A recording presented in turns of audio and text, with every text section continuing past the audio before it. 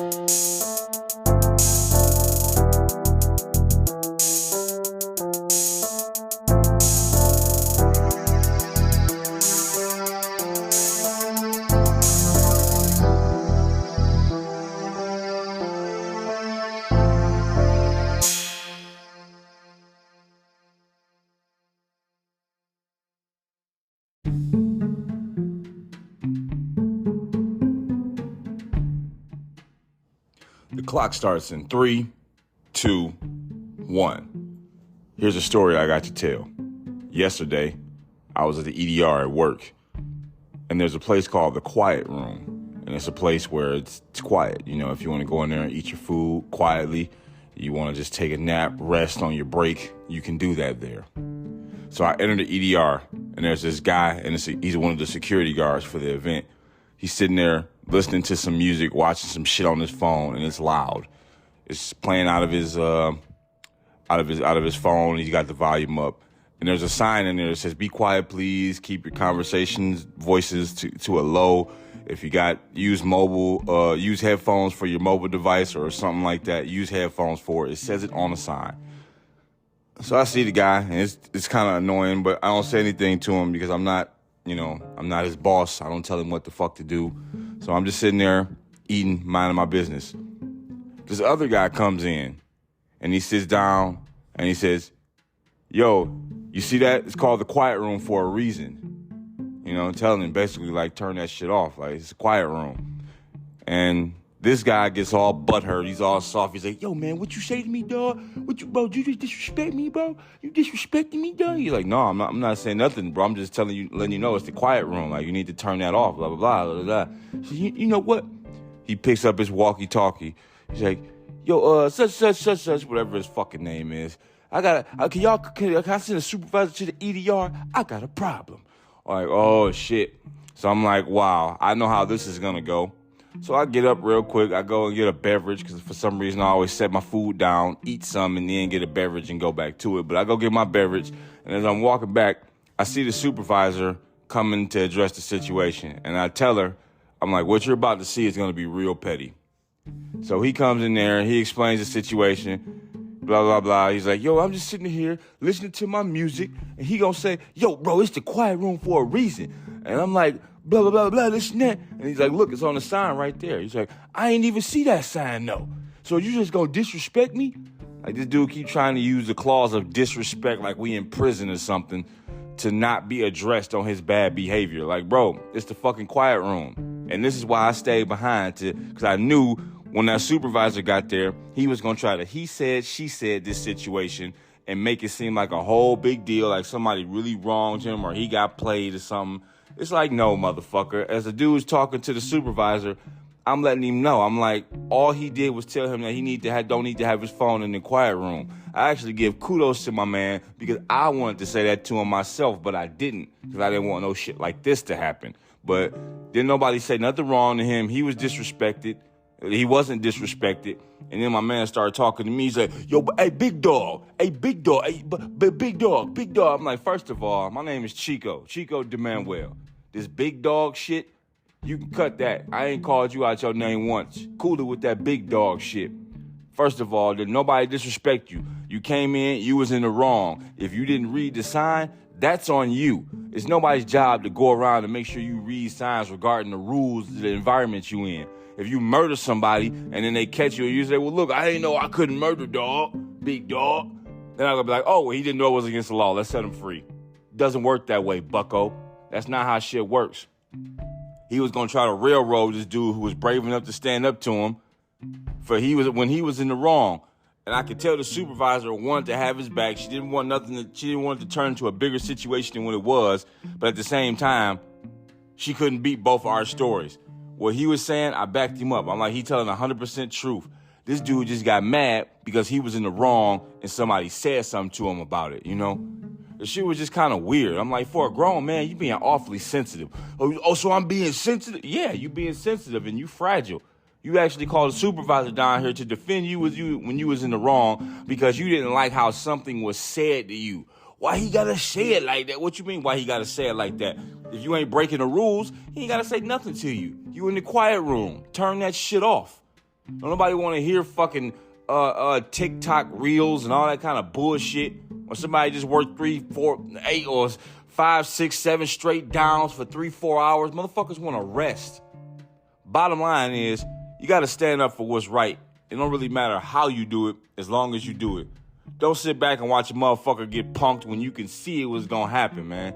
I stood up for what was right. Dude gave me some 5 afterward. I felt good. Don't let motherfuckers punk your comrades.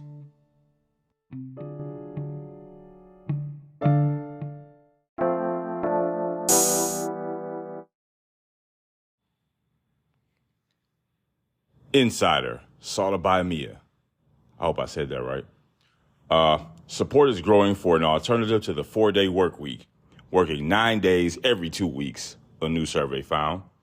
An alternative to the 4-day work week is attracting interest, working 9 days in every 10. A new survey found 68% of UK professionals will be keen to work for firms offering this policy. Interest in a reduced work week stems from increased demands for work-life balance and flexibility.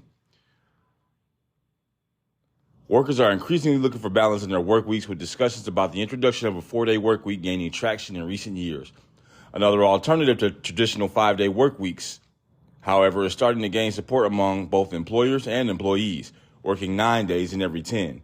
Hayes, a UK-based recruitment firm, surveyed 3,483 employers and 5,370 professionals in the UK between April and May 2023, and found that the bi-weekly solution was largely viewed positively across respondents, according to a press release viewed by Insider. This would see workers clock in 9 days with 1 day off for every 2 work weeks, effectively working an average of 4.5 days per week. Some 68% of professionals surveyed would be keen to move to a different organization that offered 9 working days in 10, Hayes research found.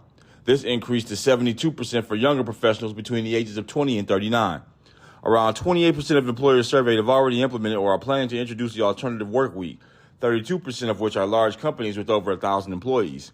Quote, our research shows that professionals are keen to embrace different ways of working, as flexibility and work-life balance continue to be an important consideration for individuals today, Gail Blake, head of permanent appointments at Hayes UK and Ireland, said in a press release. Quote, although a small number of organizations are currently offering employees a 4-day work week, a 9-day fortnight could be a good alternative which could take less of a structural shift and is already being implemented or considered by more than a quarter of employers. Interest around the 4-day work week has peaked in the past few years as the COVID-19 pandemic accelerated demand for flexibility and work-life balance. 61 companies in the UK took part in the 4-day work week trial in 2022, and all but 5 said they plan to keep the policy in place. Of the 2,900 employees involved, researchers found that fewer workers quit or took sick days during the trial.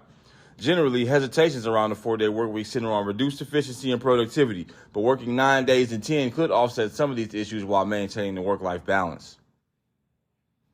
So,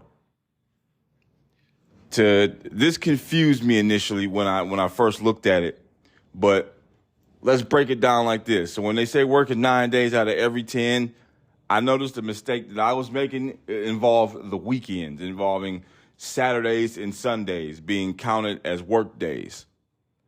So you get 1 day off for every 2 work weeks, every 2 Monday through Fridays. So We're not counting Saturday and Sunday. These are days you would already have off anyways. So if it's 40 hours in the work week, they're basically chopping 4 hours off the first week, but you don't actually not work the 4 hours. You would still work 40 hours in your first week, but they take the 4 hours out of both weeks and collectively make it one day. So the next week, you go Monday through Thursday. It's Monday through Friday, then Monday through Thursday. Monday through Friday, then Monday through Thursday. You're only getting one extra day off. You're getting 1 3-day weekend. And that comes from chopping 4 hours off of the day for the first week and chopping the 4 hours off for the second week and applying it for the second week. So when I hear it, I think it sounds wonderful. I think it's a good way to implement that. I talked to my buddy about it, and the way he sees it is people are just going to use that time to fuck off. It's going to make people less productive. People are already lazy enough. And I'm like, it's 2 days. It's 2 extra days. It's 2 extra days out of the fucking work week. Like, I don't get, like, you get 2 more days to just fuck off. And the point I tried to illustrate to him was like, okay, let's say you missing those 2 days, hypothetically speaking, cost you $50. He's like, yeah, because I don't want the opportunity. I don't want to miss the money opportunity. I want to work and be there to make the $50 that I would have lost. I'm like, fair enough. Now let's say, what if during those 2 days, it gave you more time to focus on your own projects and goals and pursuits, and the product, the outcome of you getting those 2 days to yourself, you could make $100 in that time. What if you could make $100 in that, and having those 2 days that you didn't have before? And there we go. It's like everybody who has free time is not just going to fuck it off, not just going to sit around stroking their nuts, smoking crack, getting high, or doing whatever kind of funny, foolish shit. You know, everybody's not going to just abuse and misuse their off time. You know, some people will, but it's like some people are going to abuse it just like some people would make good use of it. That just, you can't, it's the aspect of it you can't control. You can't control what people do with their free time. In terms of, like, you better not be wasting it doing some dumb shit.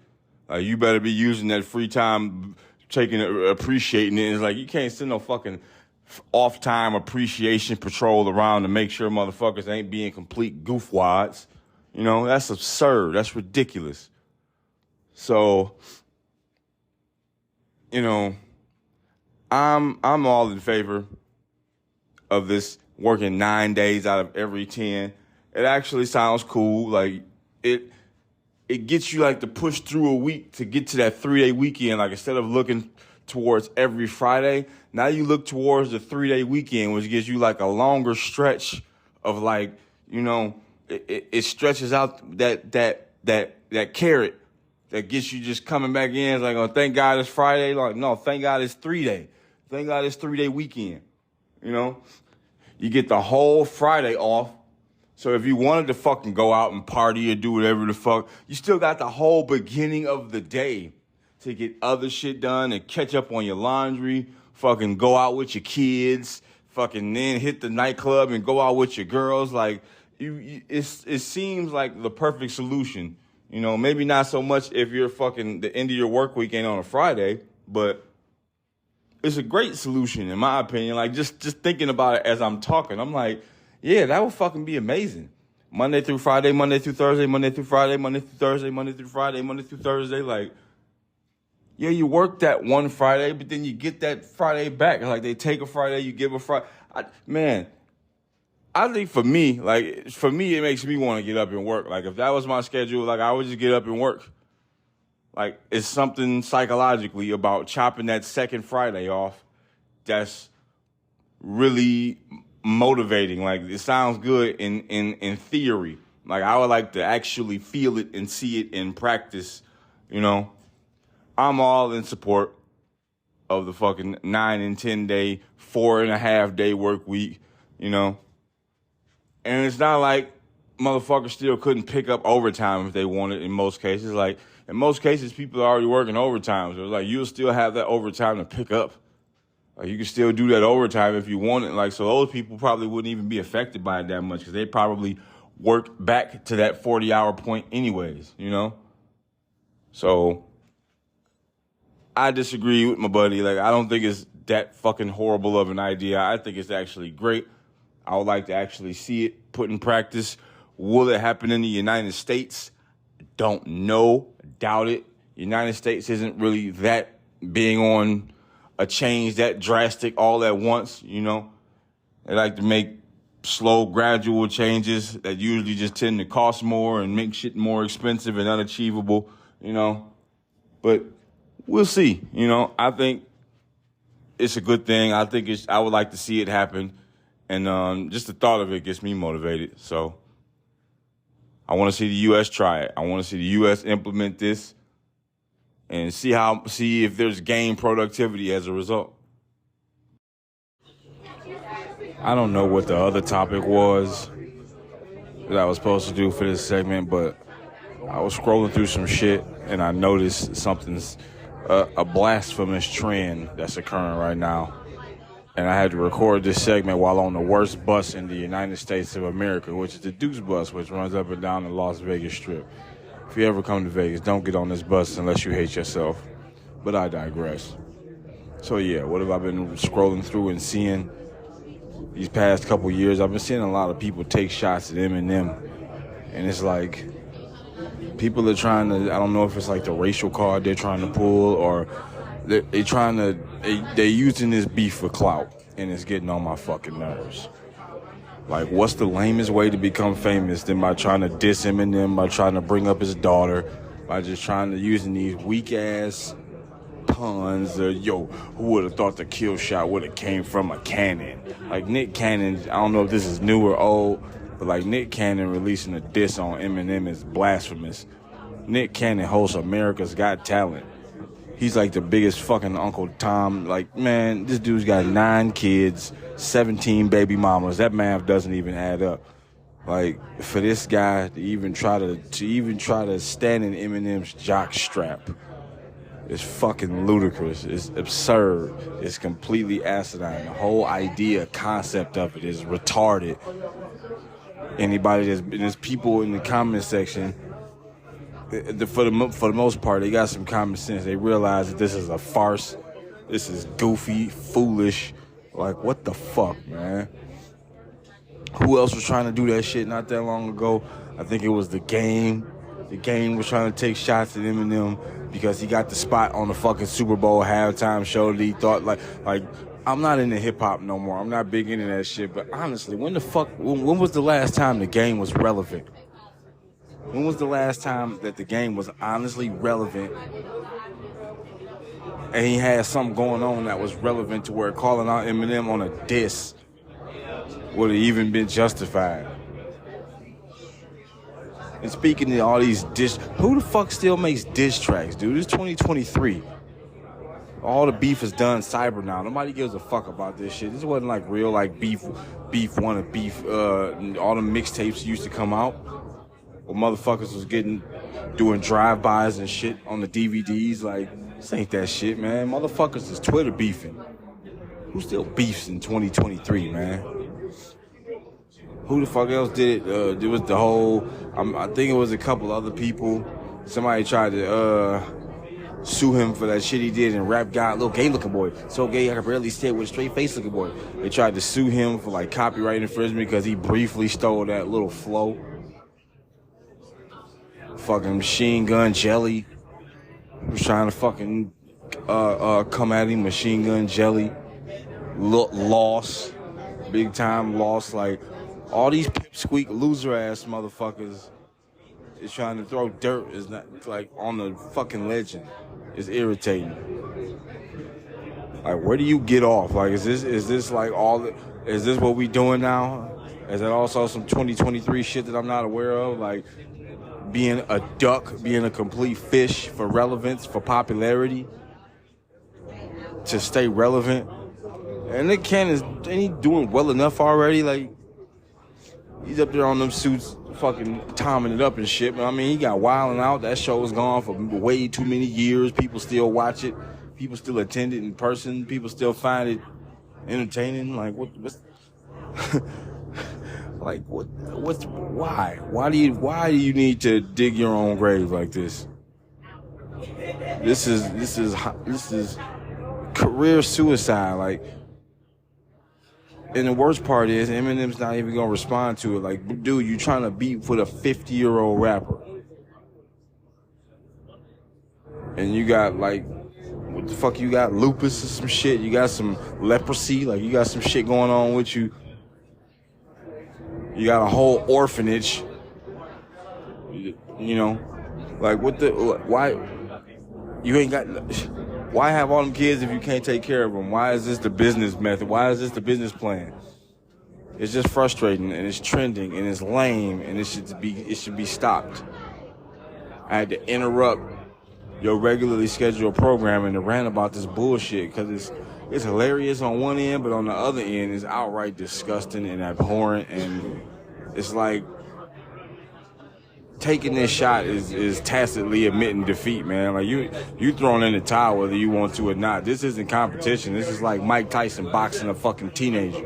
It's not fair. It's not funny. It's barely even worth the time it's being given right now. But like, this shit is.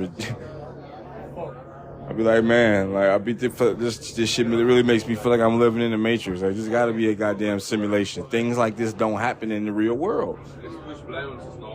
You got these skinny jeans sagging, lean sipping, Percocet abusing dum-dums trying to take shots undeservedly. Welcome to America. This is what we live in. This is the culture, you know. Throw dirt on a legend and bring your name up. Clout chasing fucking pillheads, losers. Shit's disgusting.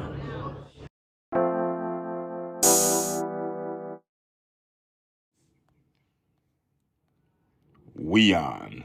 I think that's I'm pronouncing that right.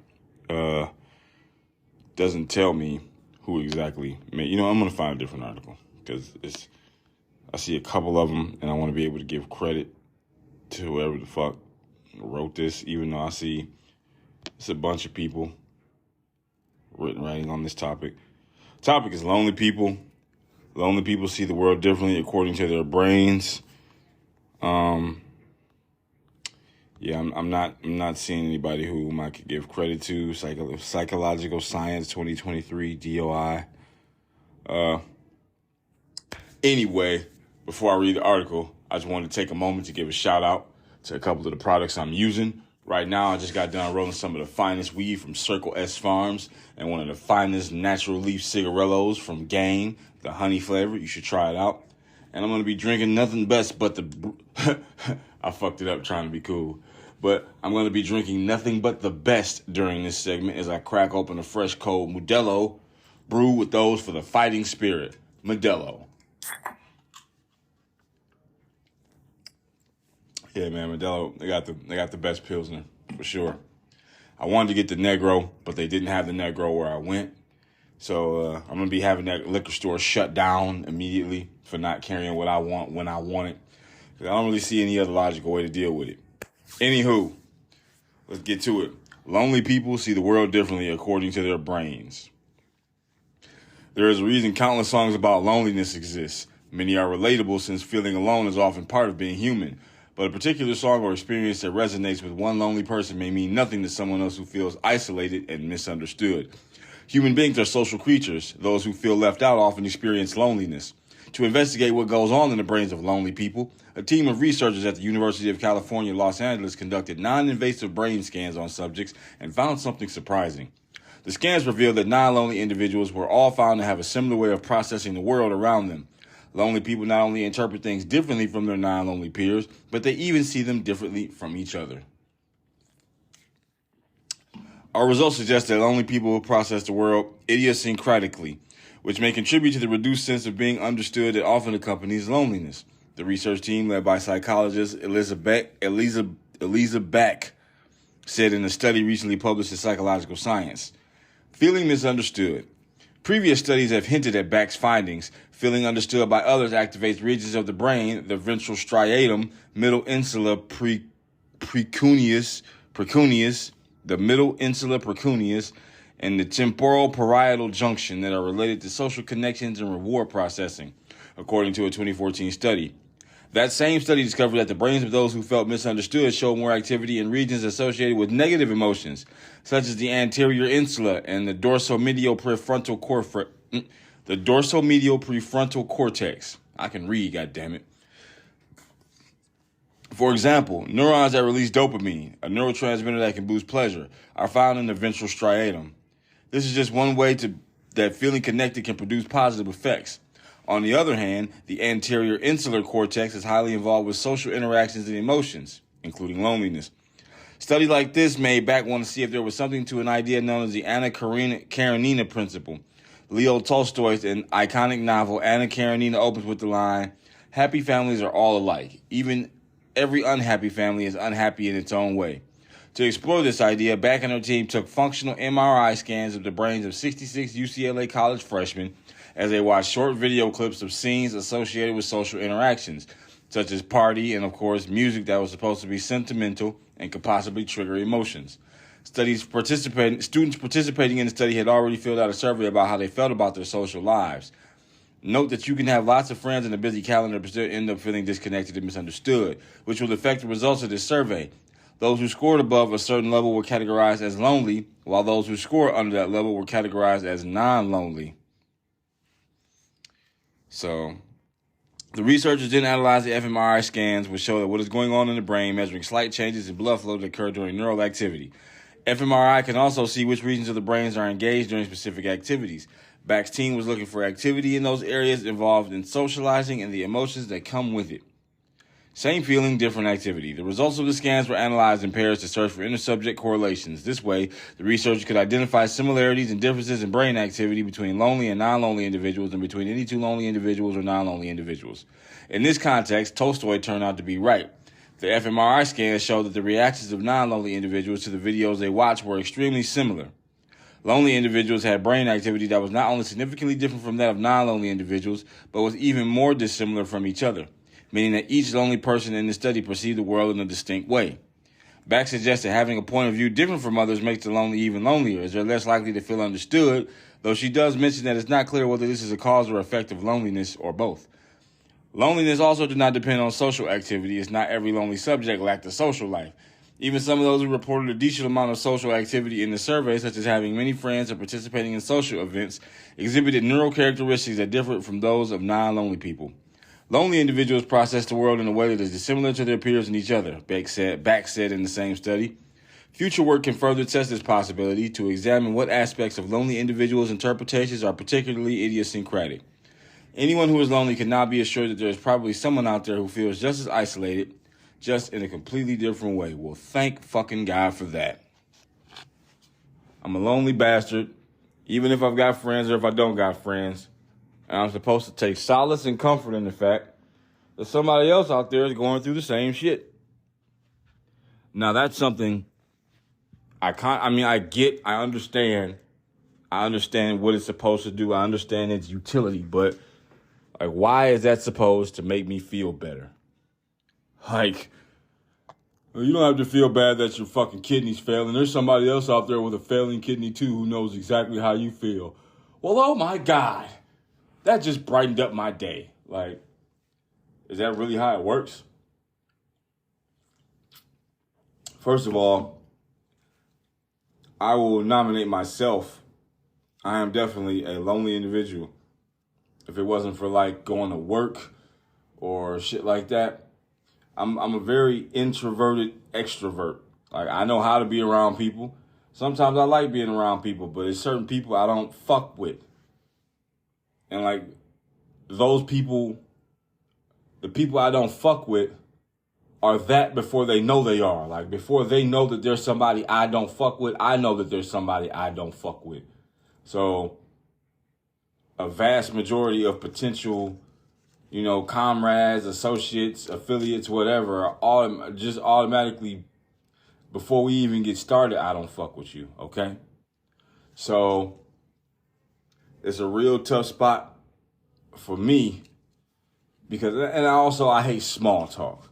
I really despise small talk. I think my inability to come to grips or come to terms with small talk is one of the chief reasons why I don't have a lot of friends and why it's difficult for me to meet people. Because we got to stumble into a deep-ass conversation that's quite often too heavy for the level of rapport that you have with somebody you just met. Like if I just met you, like what's the chance that we just gonna break off and start talking about our lives and how we got molested when we was 9 and all this kind of crazy shit, and like my dad used to like beat me or like I understand that was a psychological impact of what they went through, and it just carry out on me, and I don't have to, like, topics of that weight. Like, you don't really just break out into that shit with some random Joe Schmo that you just met while ordering a Michelob Ultra,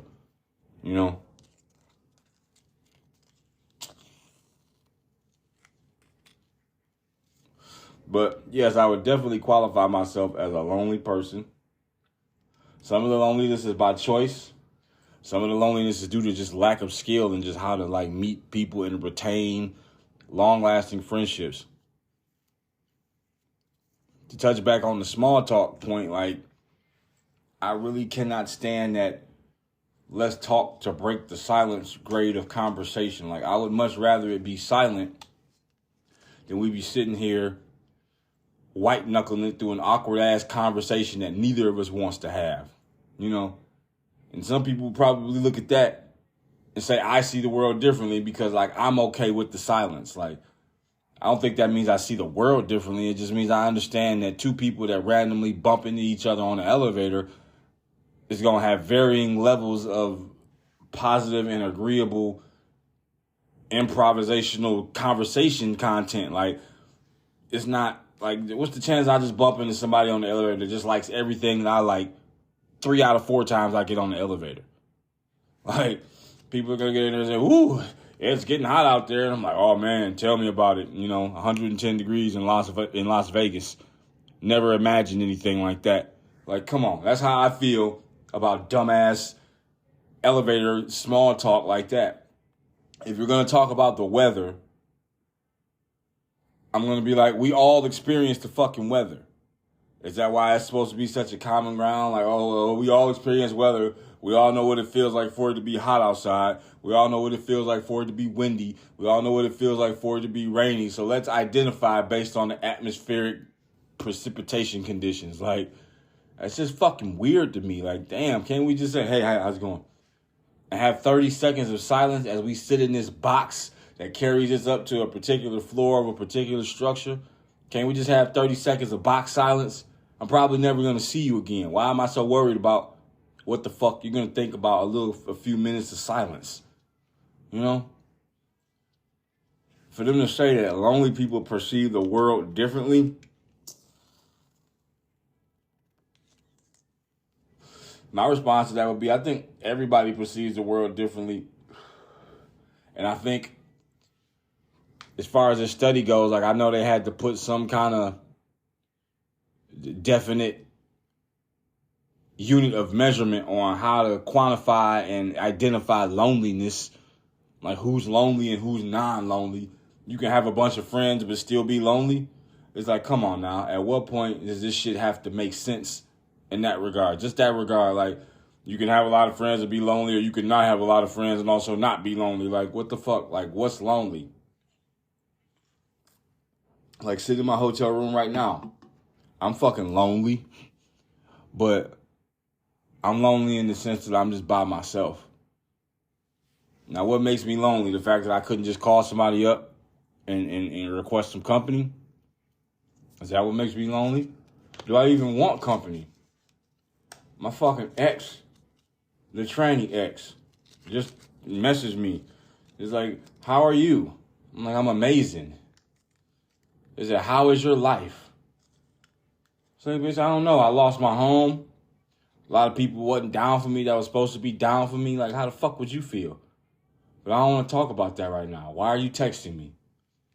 Just wanted to see how your life was going. Like, why? Why do you care? Why didn't you want to see how my life was going when we was fucking together, when I needed you? Why the fuck didn't you want to see it then? Now that I'm all fucking broken down and like picking up the pieces and shit, now you're concerned about how I'm doing? Bitch, how do you think I'm doing? Seriously, how the fuck do you think I'm doing?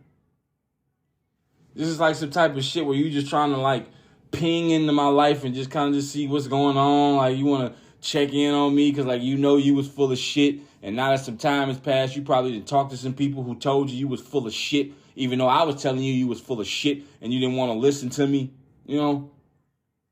And it's like, why would I want to invite that person over? Like, why would that be company? Like, why do I want anything from people like that?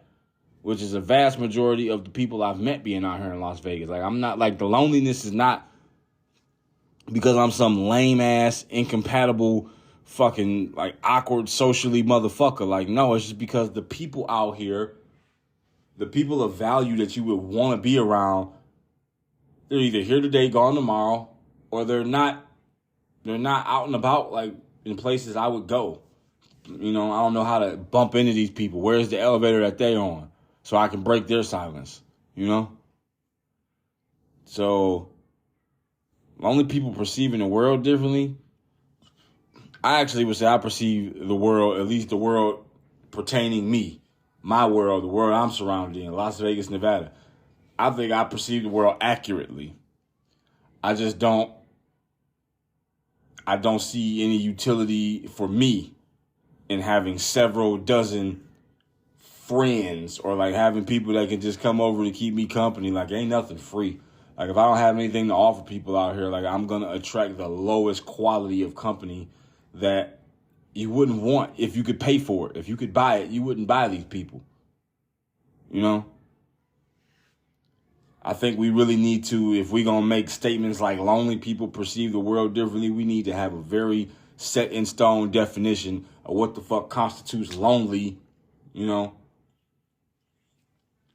And at least some kind of categorization as to how they got that way. Or did they even get that way? Were they always this way? Is their loneliness a choice? Do they see loneliness as a negative thing? Because I don't give a fuck how many studies you do. Like, if loneliness is an alternative to being surrounded by motherfuckers who all want to see you fail, but smile on your face and act like they're on your team, but steal from you, lie about you, lie to you, why the fuck wouldn't I want? Why wouldn't I want to be lonely? Speaking of lonely, what's your definition of lonely?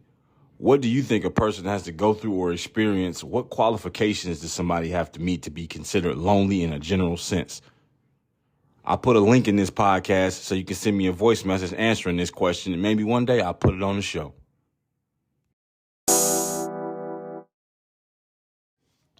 All right, here to flip the script on you because time has passed. So originally I was going to talk about Israel Adesanya and Jon Jones squashing their beef.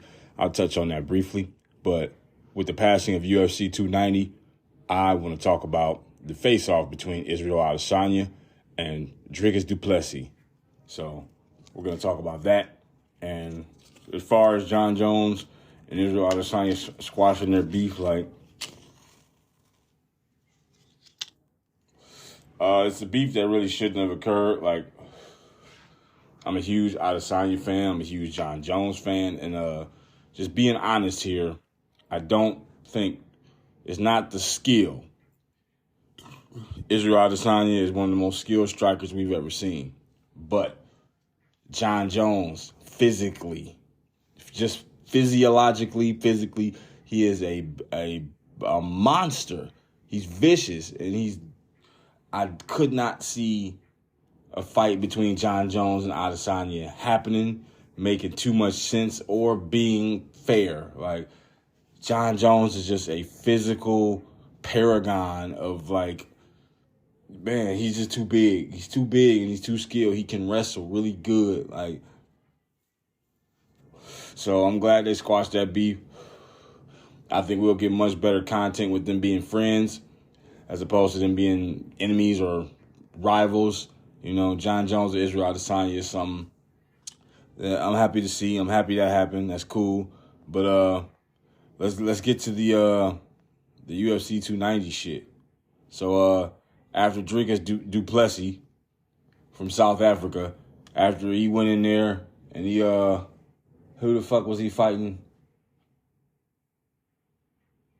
No, that was Bo Nickel who fought. Man, that Bo Nickel knockout was like, man, it's time for the step up for Bo Nickel. That shit was very, very impressive. He beat Val Woodburn. But I don't remember who Dricus du Plessis fought. It was like Turner or something like that. But yeah, he fought him. He made work of him. And as he was out there talking to Joe Rogan on his post-fight interview, they had Adesanya standing with they snuck Adesanya in there on some WWE shit. He was talking. They didn't see it coming. They had a little stare down, a face-off. And with that part being said, I'm going to start reading this article. This article is from BloodyElbow.com by Milan Ordonez. Undisputed middleweight champion Israel Adesanya made an octagon appearance on Saturday at UFC 290. The last stylebender went face-to-face with Dricus du Plessis, who ended his night with a second-round TKO in his win over former Robert Whittaker. Yeah, he fucking beat Whittaker. Right. I don't know why I couldn't remember that shit. But he fought Whittaker. Like, yeah, that was pretty convincing. Like, because, using MMA math, Adesanya beat Whittaker, he beat Whittaker. Woo-hoo. Anyway, yeah. It was a very heated conversation, to say the least, and Adesanya is getting some flack for it. Israel Adesanya's behavior was criticized. During these octagon face-offs, it's usually customary for the challenger to come up and face the champion. For this instance, it was the other way around, given that things have gotten personal between Adesanya and du Plessis. Their face-off is no different, but Adesanya turned up the heat with a few notches by a racially charged tirade. "This is my African brother right here," Adesanya said on the mic right in front of du Plessis' face. "Let's go, nigga. What's up, bitch? Let's go, nigga. Yeah, nigga. What's up, nigga? The fuck you gonna do, nigga? Yeah, my African brother." The anime nerd who became UFC champion. That's fucking hilarious. That's some shit that's like at the top while I'm like reading the article. There's like one of them little ads that they kind of force on you. You say the anime nerd who became UFC champion. That's fucking hilarious, man. This had mixed reactions in the MMA community. Andreas Hale, my skin just crawled with Israel Adesanya dropping N-bombs left and right to Dricus du Plessis. Very cringe. N-bombs. Don't call it. Just say nigga. Just say fucking N-bombs. Like, oh, he's dropping F and N-bomb. No, we're not doing the letter bomb game. He called him a nigga several times. King Typo at Boxing Bush. "I took off my headphones and missed whatever embarrassing exchange that took place between Izzy and Dricus, and I do not regret that." Well, whatever. The Naked Gambler at Naked Gambling. Izzy making his claim as the true king of cringe. Chris Reaney at Reaney MMA. The UFC thought this stare down was going to be used to promote their fight. They had an easier time using Conor committing a crime, throwing the dolly as promo material than this face-off. During the post-fight scrum, du Plessis commented on Israel Adesanya's actions. Quote, "He's behaving like a clown in there," he told reporters. "That's not how a champion behaves. That's not how a man behaves. He's behaving like a child. Conduct yourself like a champion. There are people looking up to you, and you're behaving like that? No. If that sells tickets, good for him. I'll sell tickets my way. I'm a gentleman, I'm a man, and I'll behave like a man." Adesanya has made things personal with du Plessis.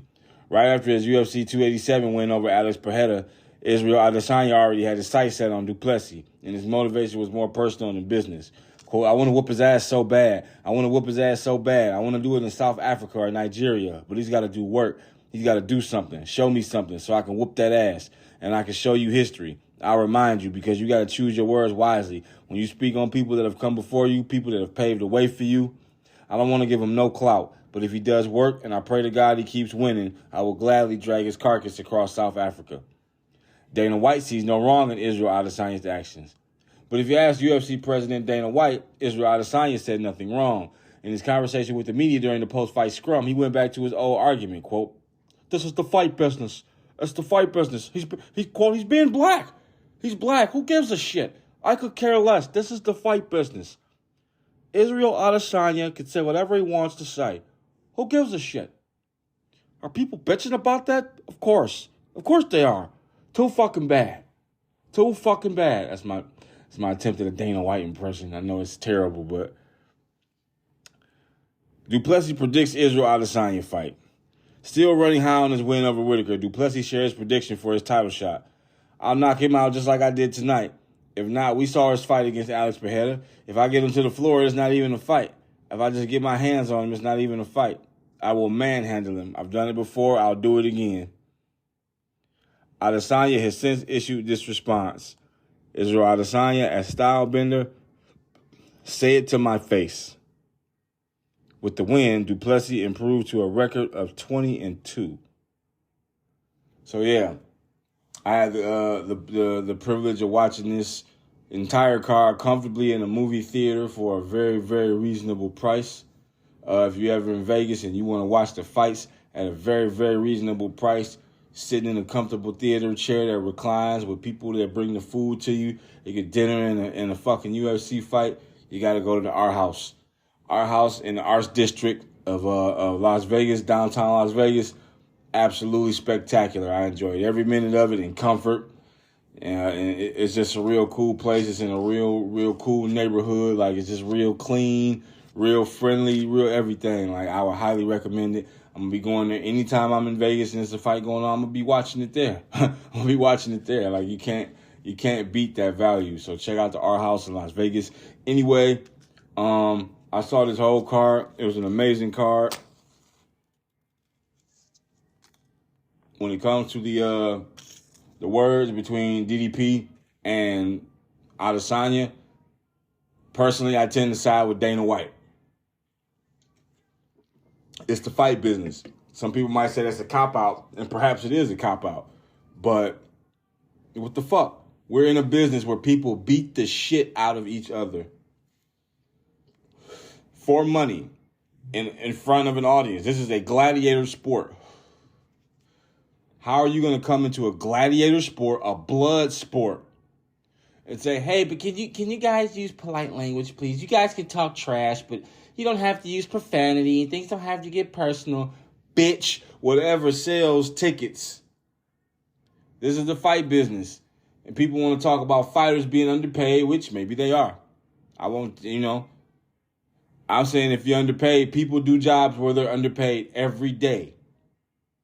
So just because the fight business carries the risk of like personal physical injury, harm, you may get fucked up in a way where you can never fight again. Like, you might die. Like, it's the sport. And for these people to say it was cringe, perhaps it was a little cringe. Adesanya could have done something better. But it's what the fuck I wanted to see. And let's not forget, Dricus Du Plessis was the one who said he's the real South African. Like, you can spin that however you want. Like, it's not like that didn't have something to do, like, it wasn't racially charged. Like, it was kind of racially charged. Like, kind of? Like, what do you mean you're a real South African? Just because a guy doesn't live in South... You said I'm not a real Detroiter because I moved to Las Vegas, even though I spent my entire upbringing in Detroit. I was born and raised in Detroit for almost 20 years. You going to tell me I'm not from Detroit because I don't live there? Fuck you. What are you trying to say? Like, what are you trying to say? You're a real South African. And I think Izzy's good enough at responding the way he is, but like not letting it get to his head. Like, when it comes down to the fight, he knows when it's time to fight, he knows that like this could easily go wrong. This could not go my way. It's like an unremovable part of his ego is his humility. Like, his ego has a capacity for humility.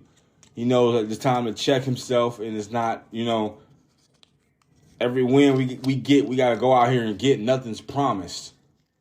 And I think when it's time to fight, all that fury and all that energy is going to be concentrated in the whooping Du Plessis' ass. He's going to go out there and try to wrestle, but I just don't know. Like, he's going to have to make it into like 3-4 round territory if he even thinks he's going to implement that, because he's going to get touched every time. He's going to get touched every time.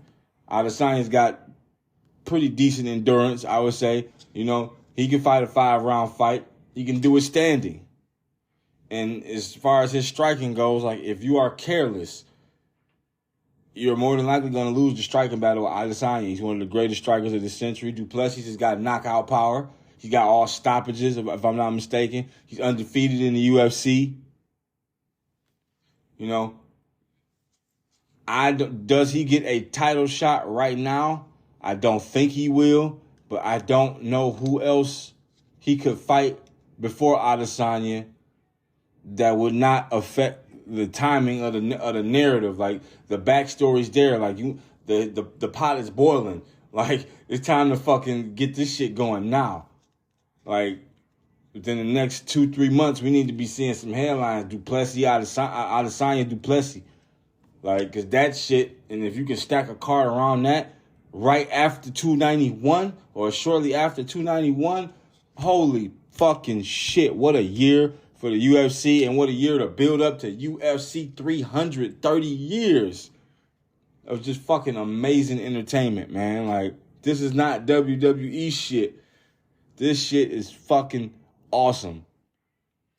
So I'm totally cool with the trash talking. I'm totally cool with the rivalry. I'm on the side of Dana White. Like, Israel Adesanya can say whatever the fuck he wants to. It's just champ shit. It's just champ shit. You got Johnny Goody Goody Two Shoes over here. Oh, I'm a gentleman, and I'm gonna do this the righteous way, and I'm not gonna use profanity to get my wins, and I'm not gonna speak bad about women to get my win, and blah blah. Like, bro, okay, all right, we get it. You a stand up guy. The stand up guys ain't always fucking entertaining. Nobody want to see these. It's almost like Khabib was a stand up guy, but like he had some fire. I'm gonna smash your boy. I'm gonna smash. It's 6 October. Like, he was calm, but like, you know, he had that element for violence as a part of his nature. Like, he would not hesitate to fuck you up and then sit down and pray afterwards. Like, it would be nothing to him. That shit would be like making a turkey sandwich. You know, you just bread, mayonnaise, turkey, consumption. It's not a lot of thought. It's not a big process to it. But that gentleman shit, like, I don't think that narrative it plays out as entertaining for Du Plessis. It actually makes him seem kind of square and boring, especially when you're going up against Israel Adesanya, who I'm a big fan of and who I think is a huge favorite in this fight. Like, let's just be honest. I don't think Du Plessis is going to be Anu. It'll be a great attempt, but if I was a betting man, my money goes on Adesanya. It's just that simple.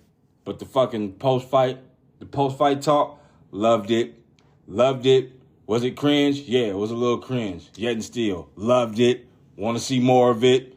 Get that fight going, Uncle Dana. To close out the show, I would like to share a single with you from my upcoming album, These Past Years. Ladies and gentlemen, Let Me.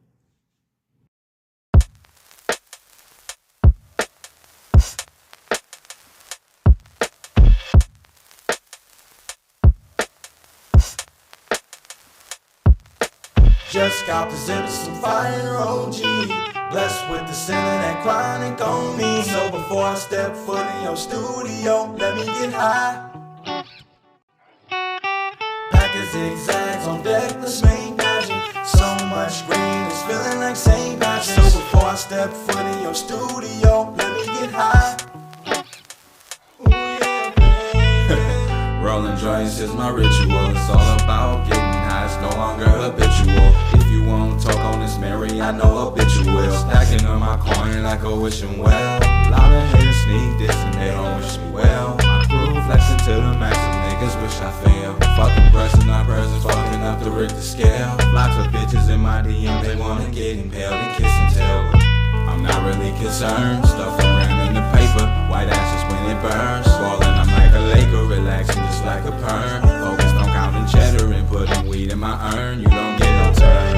Everything in my bag is for me, bro. Gotta control my ego, I'm blazing in front of people. Sliding up woo with a pretty thing with me. Smoking gas in the G-Class, bitch. My tank is never empty. Just got possessed some fire, OG. Blessed with the ceiling and chronic on me. So before I step foot in your studio, let me get high. Can I get high? Packing zigzags on deck, let's make magic. So much green, it's feeling like St. Patrick's. So before I step foot in your studio, let me get high. Can I get high? I'm trying to spill my soul into music. All I need is 2 hits, I know that I can do it.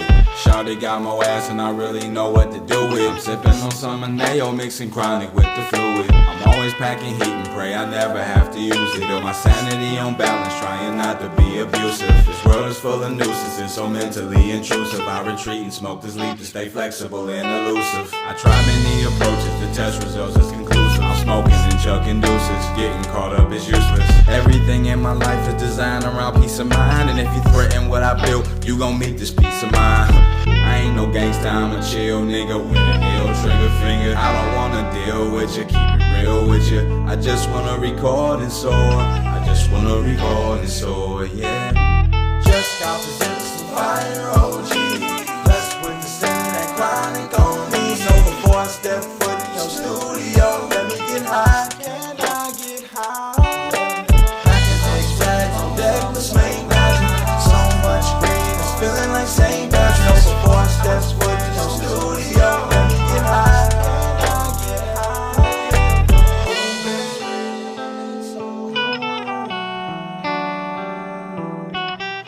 I swear I've never been so high. Can I get high?